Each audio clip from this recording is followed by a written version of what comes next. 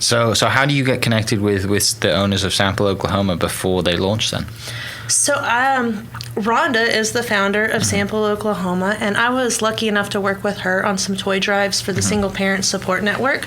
When I was working with some pharmacies, we collected the toys. Yeah.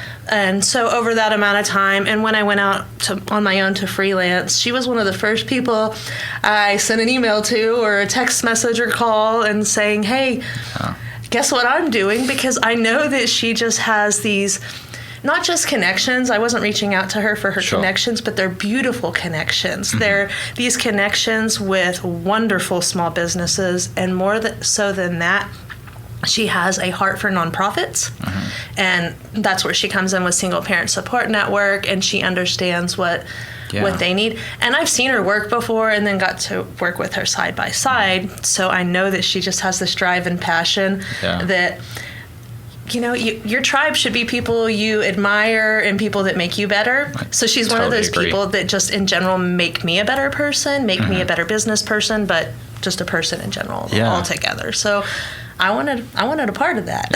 Yeah, no doubt. And I mean, you're right. It's just kind of speaks to everything that you like value, right? It's just the same thing that she's doing, and the nonprofit stuff's really cool. That she comes from that world, and that's a huge part of everything that you guys do. It's not just about helping, small businesses get their products out there, but there's an element that gives back as well. Ironically, she's an accountant.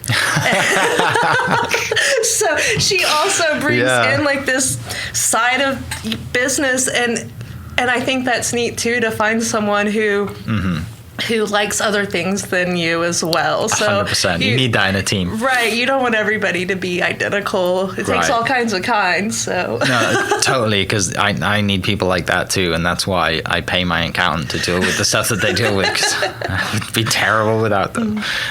So you get involved, and she kind of, I guess, tells you what's happening on the idea that she plans to launch. What was the idea phase when you guys met? She says, well, I have this project going on, but she was very quiet about it, as anybody should be with a brilliant idea. And a few weeks later, she gave me a call and said, here's some opportunities. Where do you fit in? Yeah. And as I fit in, mainly on the social media side of things for her, helping her build content. As the business grew, in October, it was just selling products to try to help nonprofits.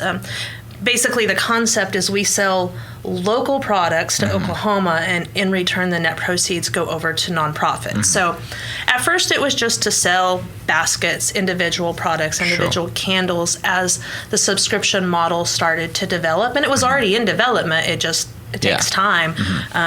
There's some nightmares behind the shipping side of stuff that probably none of us even knew we were going to encounter. And like I said, I've worn many hats, and that's included shipping and receiving and packaging boxes as well. So it's been a lot of work and a lot of learning curve on that side.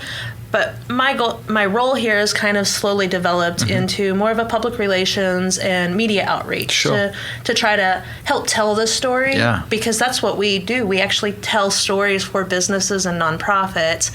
So somebody has to tell our story. No, you're right, and you got